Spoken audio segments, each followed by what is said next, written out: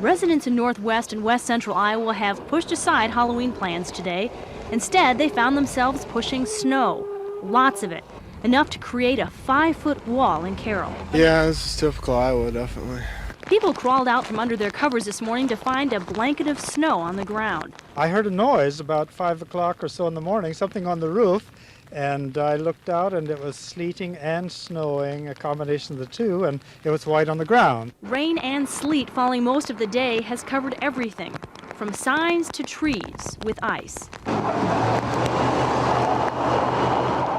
And mixed with snow on the ground, freezing rain has created an icy slush that's made driving difficult and kept snowplows running most of the day.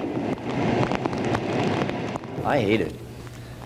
Even in January and February, I hate it. I never get ready for this. Inside seemed to be the most popular place to be all day.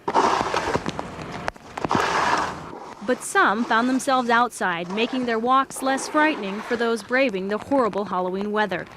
Many say today's early snowstorm has simply reminded them of what's to come. Hey, there's nothing you can do about it. But I hope to go to Arizona for a week this winter. Rain falling all day on the snow has made it heavy and difficult to shovel, but now it seems to be the perfect consistency to make a Halloween snowman.